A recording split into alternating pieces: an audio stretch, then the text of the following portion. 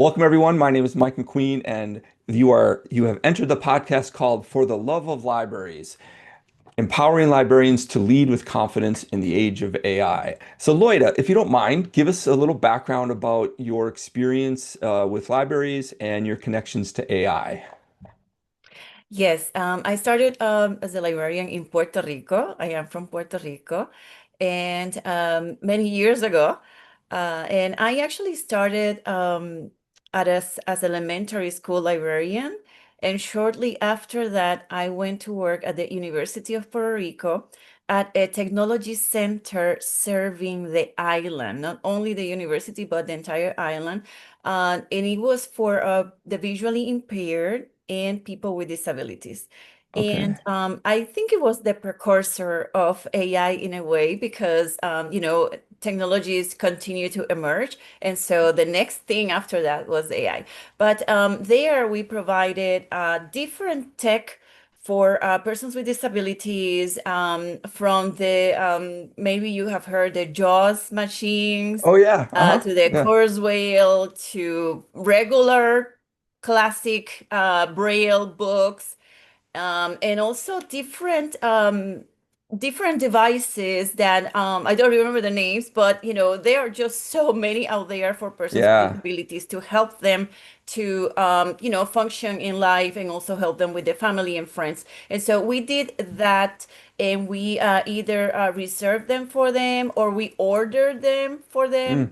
And this Okay. was with Yep. federal funding, and it was a very interesting thing. I even cataloged objects, because these are all devices and objects. So if you're a librarian, you need to do all these things. And I was a one-person unit.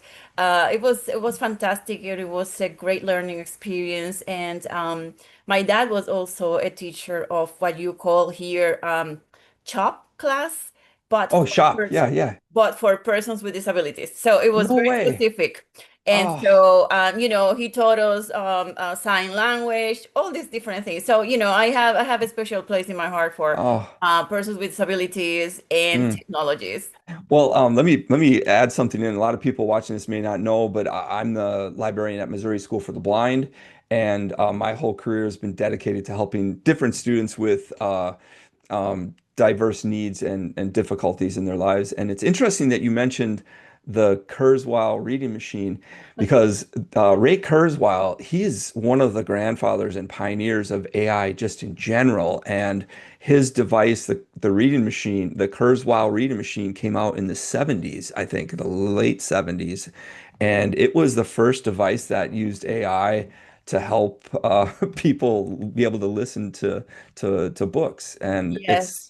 So um that's how I started, but then I uh continued. I moved to New York. I was a public okay. librarian there, and then I've been an international library consultant for a long time now, working with different stakeholders around the world. And I'm very glad to have done some really cool advocacy at the United Nations, at the European Union Parliament, at Congress, in different places, but Mm. all with amazing teams. And I think that's the key, to work with really good teams.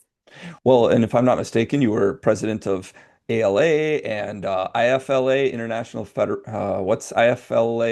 Am I saying no, it's what am I Is saying the here? International Federation of Library Associations and Yes, yes. Institutions.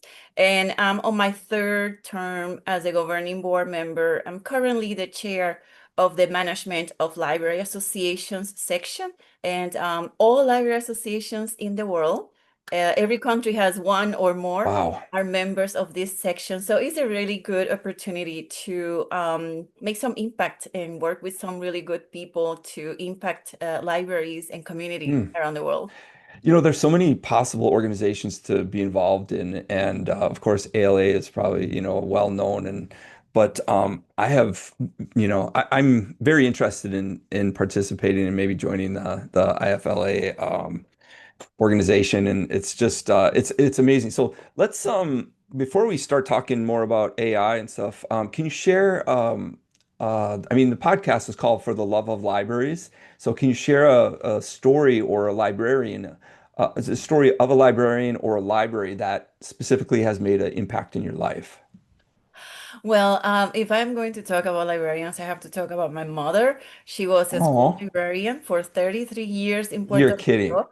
And her library That's in the awesome. island worked as the almost public library or academic library because when you have the one library in your neighborhood or town and there is no academic library or another type of library, everybody Mm, goes there. And so mm, she served everyone, and not only the school students, and this was a school that was from it went from kindergarten to ninth grade, very different.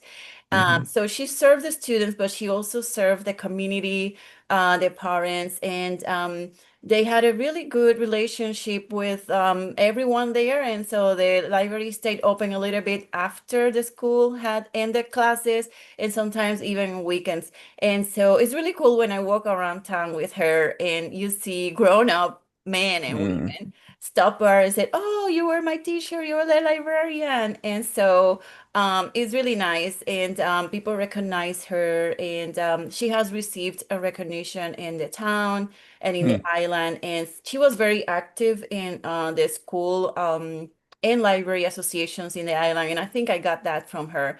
And so Wow. yeah, she is my librarian, and she actually was my librarian from first grade to 10th grade because You're after that kidding. school, she moved to another new school, and I went there. So, it Oh, was amazing. So she is now older and she retired, but it's such a model and an example when you see mm, people that I mean, we are here for a salary, of course, but they are also love the profession and love communities, and hmm they can be a little bit flexible to integrate innovation and creativity to better serve the communities. Yeah, I mean, there's a big push to help rural libraries everywhere.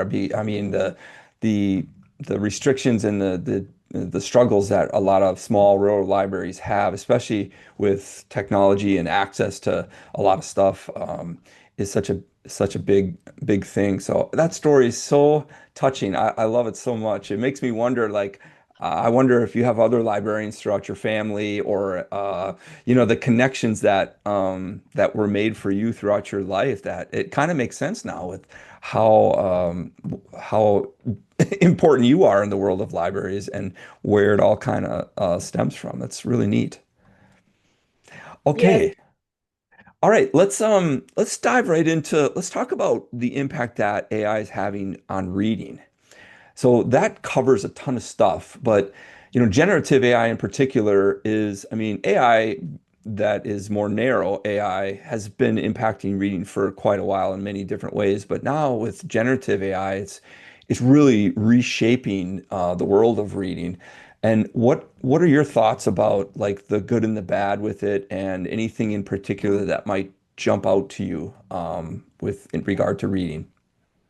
Well, I think it's wonderful. Just yesterday, I was at an event with librarians from Latin America and the Caribbean, and someone asked what I thought about book talkers.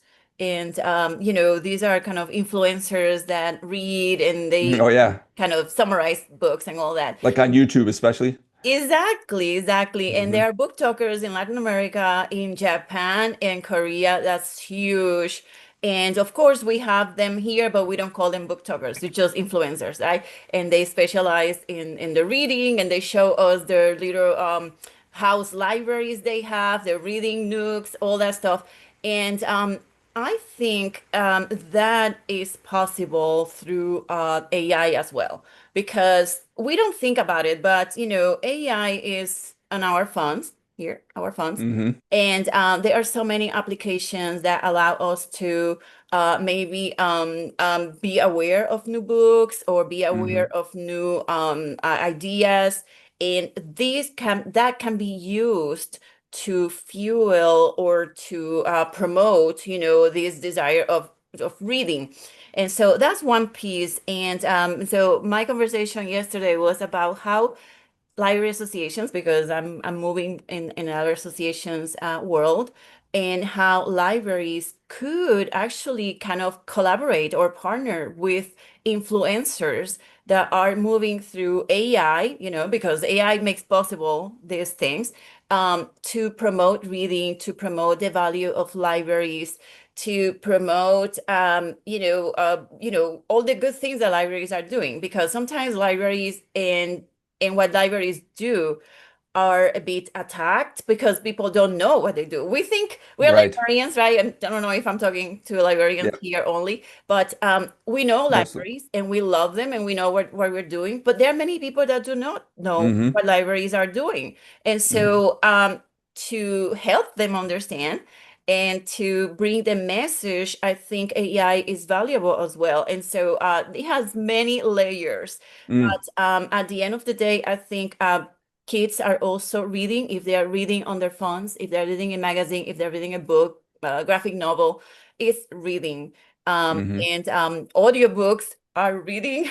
And so, Right. there are many schools of thoughts, but I think at the end of the day, at the core of it, literacy, it can be promoted and it can be further through different means and Mm. formats.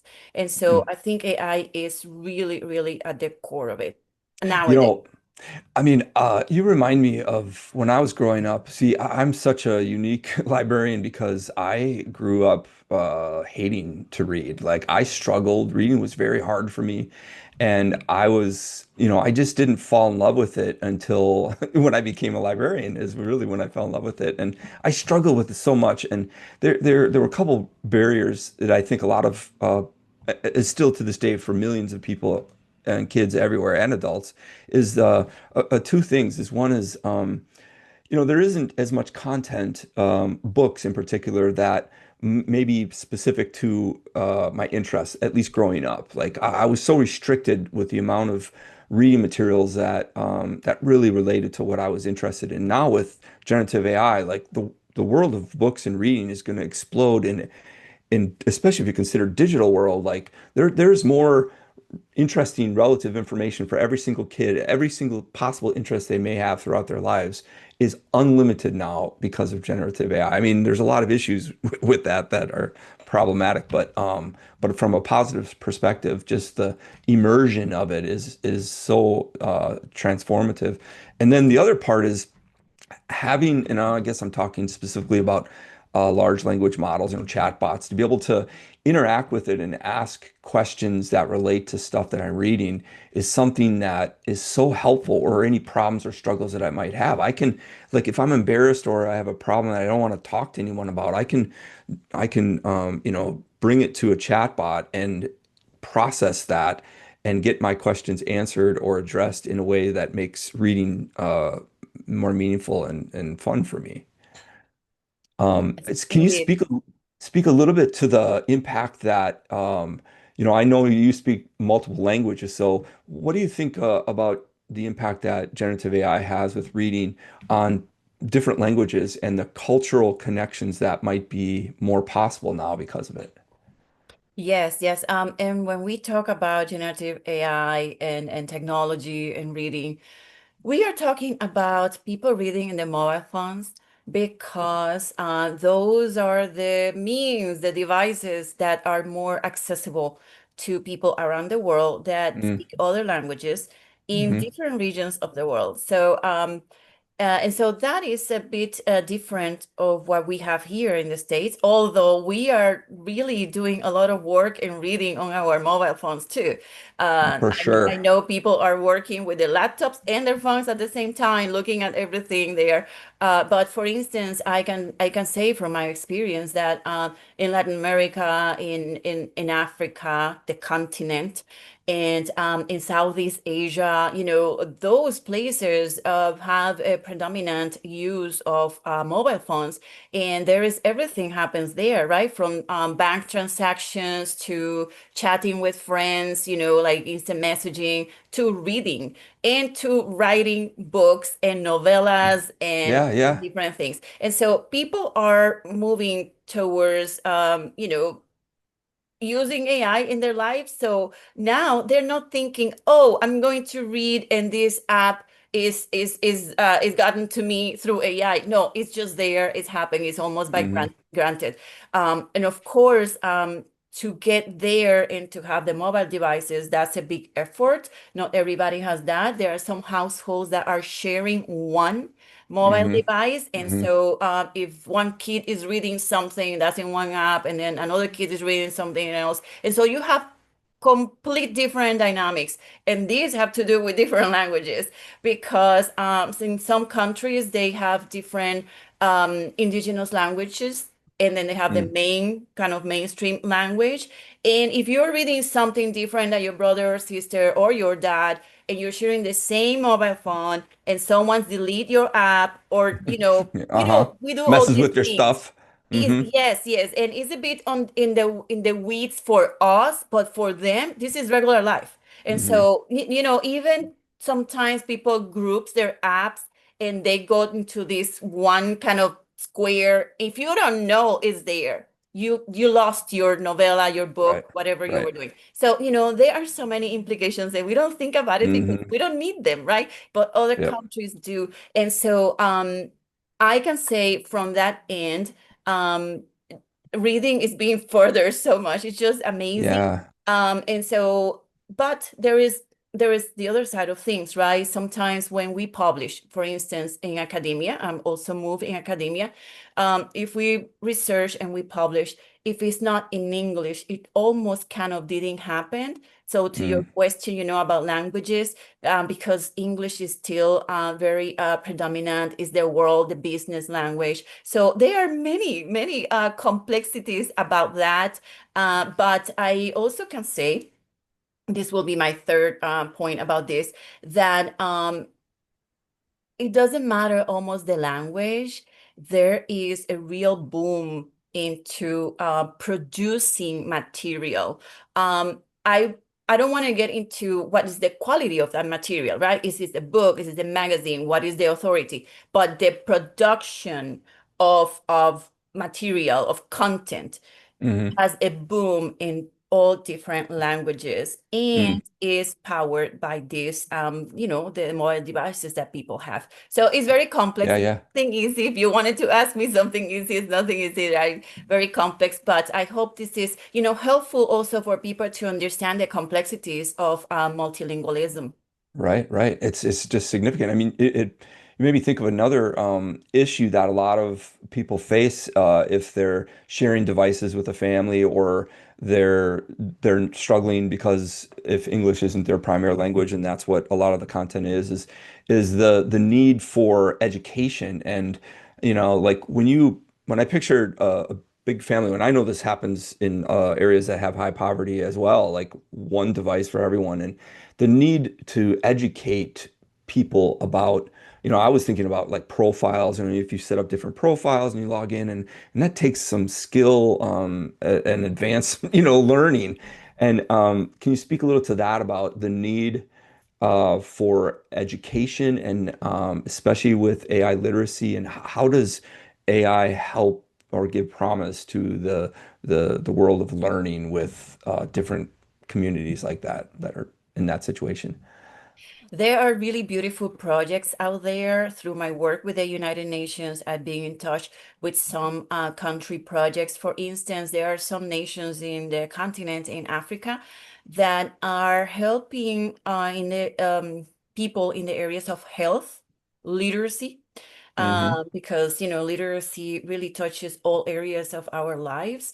Um, and so they are helping in ways that they are, for instance, providing information through radio programs that can be accessed not only through the radio, but that it's nowadays it's really powered through AI and different codes and protocols and things like that, but also through their mobile phones.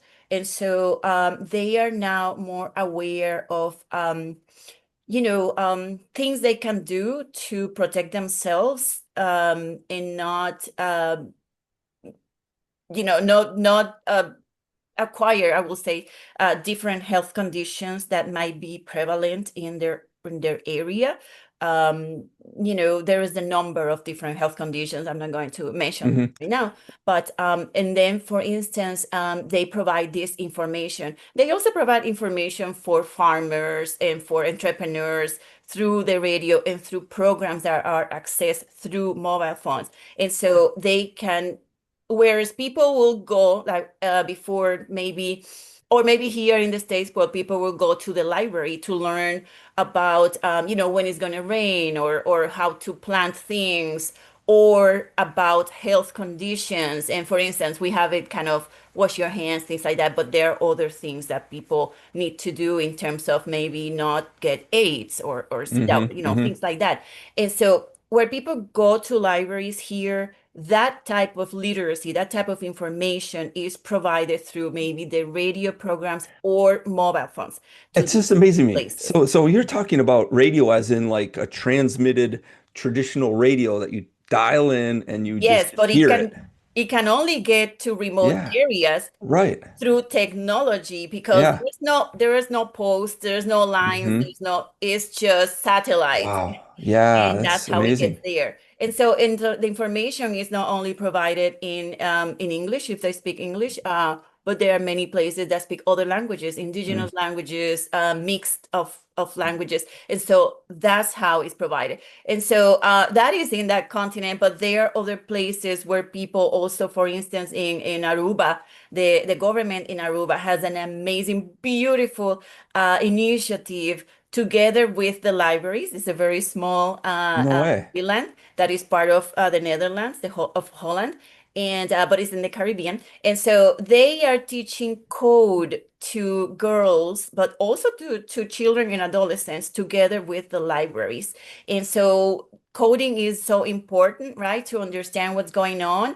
And through that, they are acquiring a different type of literacy as well. And Mm, so, and this is a nationwide or island-wide initiative. And there are other initiatives, for instance, to help women in other countries around the world, to help women understand the complexities of domestic violence. mm, And because they might have a phone and they might use different apps. And we know that all that is powered through AI, is done hmm. by magic. And for instance, this is just an example. There are many examples.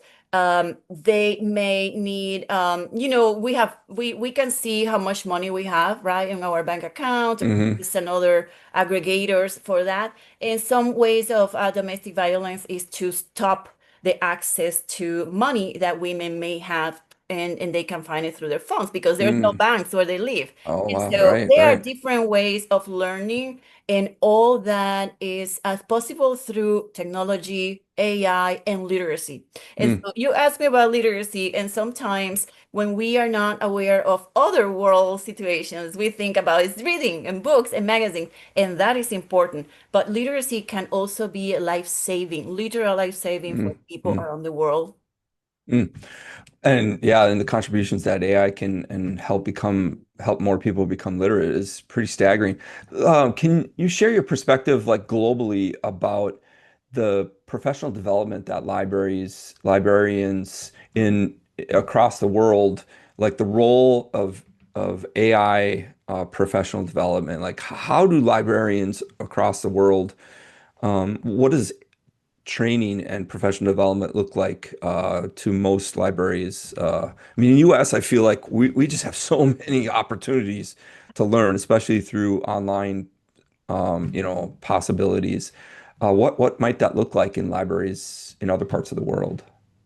Well, first, everyone is concerned about ethics and privacy, right? Those are shared concerns, and there are really plenty of trainings and classes about that, and how to protect as much as we can the privacy of the users, right? That we are serving, or when we are selecting AI and different applications to work at the library as well. And so that's one thing. The other thing is that worldwide is being embraced. And I know there are many librarians still that have they're a bit reservations. They have reservations Yeah. about AI, and I have read also online a very decisive opinions about not using Oh AI. yeah. Yeah. And but worldwide, what I have observed is that there is an embrace of AI, and they are using it to streamline workflows in different ways. Hmm. For reference, they are starting amazing apps like the Singapore Public Library. They started an app where people can go to the app of the library in a different neighborhood. It's a public library, and they can learn through I can't remember the name, but it's something like Singapore Life or something, but it's from the library. Okay. And they can learn about the cuisine of the area, the different languages, because it's very multicultural as well. Um, Historical Hmm. facts of the area, and also touristic points where they can go. And so that is fantastic for libraries to do such things, and other libraries also in Singapore, and I think in Korea and maybe Japan, they are using apps to start sort of like Facebook communities, but it's a library community, and people share what they read at the library. So there is Mm, a lot of ethics and privacy things to mm. look into that. And but it works for them, and the users love it, and they have started connections. Imagine a book club but through your app, right? Right, right, I right, really right. wish, I don't know if they meet in person, but it's something like that. And so training is really wide and super different because these are librarians creating that. And Hmm. the librarians themselves are not creating that. They are working hand in hand with technology people, with there are these technology hubs in each city, and they might be small or bigger depending where you are, but librarians are connecting with them, and they're Hmm. collaborating. They're getting grants together. Sometimes it's pro bono, depending on the scale of the work and in the Hmm. country. But there's really a lot happening around the world, and the Hmm. training is huge and is totally different. There is something to be said also about the adaptability, flexibility. You have to change what you learn, right? We don't learn this in library school. Yeah, And yeah. As a student, you mean? As a lifelong learner, you mean? exactly. And if you Yeah. in your 20 or 25 year of your career, to Hmm. embrace new things, Hmm. sometimes it's not very easy for a number of people, but there are all these, elements involved. So Hmm. what I have observed, just to, kind of bring it to a close here, is that they are, yes, training in all different ways, from coding to even designing, and how, and testing, piloting. And so I see people that are very enthusiastic, but I also see that all this is happening because the administration has just kind of give them, kind of like a bit of a freedom for Hmm. them to do these things. So, there is so much that we can say about that, but I hope this is interesting to you. Yeah, for sure. Oh my gosh. And it makes me think too, like, there's now advancements that, and I think these just came out recently, the ability to have live translation. So you could be training someone in English. It's mostly English too, and then there's a few. It's not available in all languages, of course, and a small handful. I want to say there's 3 or 4 or 5 different languages, but in live, through a webinar and through video, you could be speaking in English, and then it can be instantly translated and available to the learner. Which, I mean, when you think about that, that just amazes. It opens up so many opportunities. And then one more thing, like I'm now seeing, like, I'm somewhat addicted to YouTube for learning about stuff. Like, I learn through YouTube so much, especially Yeah. AI. And I'm seeing more and more videos that have been automatically dubbed to English from other countries. So that just, when you think about how popular YouTube is alone for so many people, and now suddenly, almost overnight, countries everywhere that have valuable content, the fact that it could be shared instantly across other languages, it just all of a sudden opens up the world of information bigger than it's ever before, you know? I Yes, mean, yes. it's incredible. Okay, two last questions and then we'll wrap it up. Is there a certain AI tool that you really prefer or enjoy using more than others? Yes, I'm very into exploring the image generators. I Oh, love yeah, that. okay. And so I teach for different regions of the world and Yep. here also in the States. And I love to include slides that are very into just graphics and illustrations. Yeah. And so, yes, I use, actually, I made a little list. I use Crayon, I use Adobe Firefly, and I Yeah, use Firefly. Bing. And And Bing. Uh-huh. yeah, and so I'm exploring others, but those are the ones that I kind of have in my rotation. Okay. Yeah, I know. I love image generation and I was using a handful of other tools. I use Photoshop a lot and you know, they have some just generative fill and some simple things that it can do. Firefly for sure is just dedicated to image generation, but now to see like large language model, you know, chatbots that can do image generation and then you can customize, you can use natural language to Yes, modify the images. It's just it's baffling yes, how fast that's going. it's wonderful. Yeah, it's amazing, especially for all of us that can't really do uh, graphic design so easily. Okay, any advice that you might have for a new librarian or someone that's aspiring that wants to become a librarian? What advice would you give them? Yes, I want to talk about wellness Oh, and yes, AI. yes. And that is my advice for a new librarian and for all Oh, types of librarians. yeah.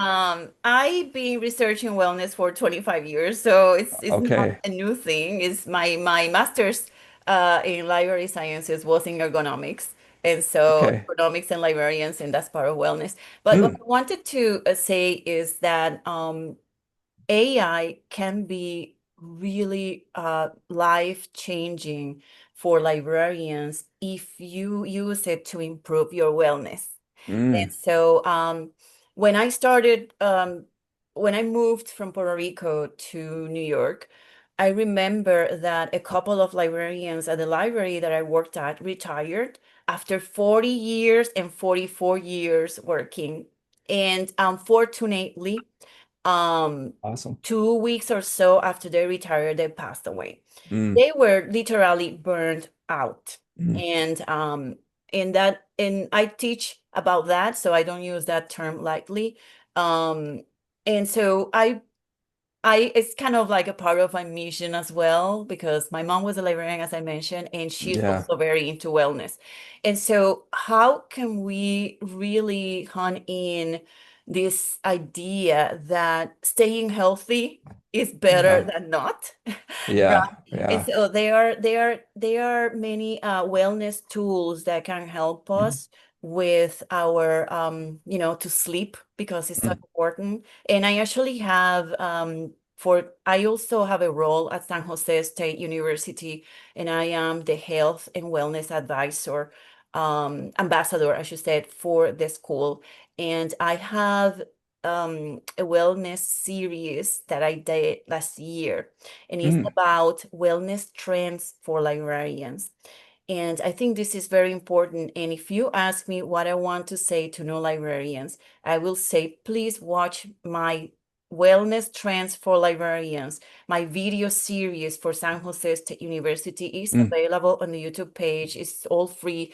Each video is like one Wow. minute long or less, Yeah. but it's all about how we can really help to Mm, preserve ourselves to work. If we are hmm. healthy, and we our batteries are charged, so to speak, we Yeah. can Yeah. work and give to others and to our colleagues. So I just wanted to Mm, mention the points that are trends.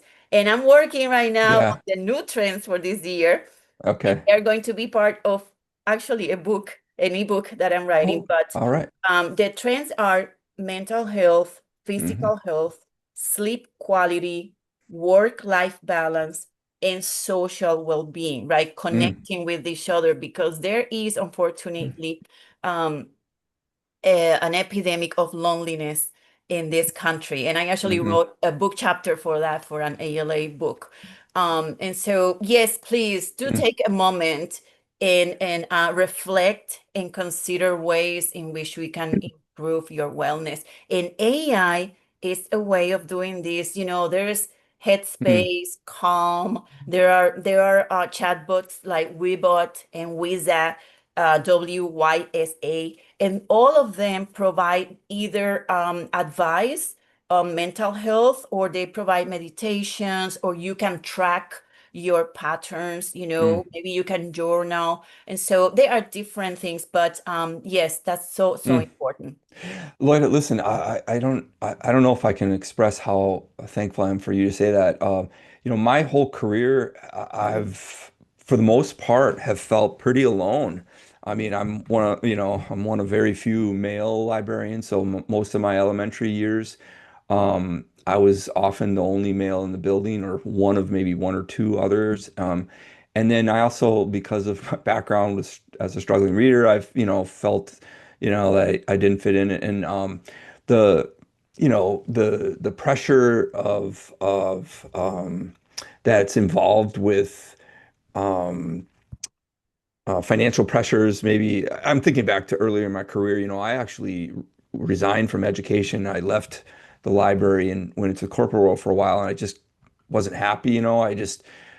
I came back, and then we had a big budget crisis, and this is a lot of librarians, especially school librarians, are facing, budget cuts, and it can be so stressful. So many people, they spend years or their whole lives, building this program, and then suddenly now they're getting attacked because of, um, you know, political stuff or financial stuff, and so the need to take care of ourselves is just so it's so important. And yeah, I definitely look forward to checking out those videos, and I hope anyone watching this or listening to this does the same. And man, thank you so much. Thanks for all your work, and thanks for taking time. Any other last thoughts? How can people, before you give your last thoughts, how also let us know how people can get in touch with you if that's possible. Yes, yes. Well, I have a website and I have a podcast, and is the Wellness Hub for You. And the Okay. podcast, it was just started, so I have two issues out there, but one is with the director of the San Jose State University School of Information, and the second one is with a librarian. Her name is Gigi, and she has another podcast, and it's Drinks and Books. And so, but Ooh. anyway, we talk about wellness and librarians. And so my Oh, third podcast is coming up next month.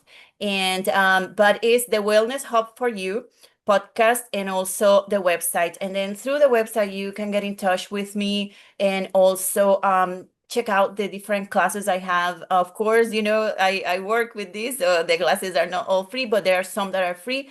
And you yeah. can also look at the San Jose State University YouTube page, and they have a number of my videos with tips on how to survive the holidays, for wellness, and how to survive the elections and wellness, and different things, tips for women in librarianship. Thank you so much for taking time. I just appreciate it so much. So. All the best.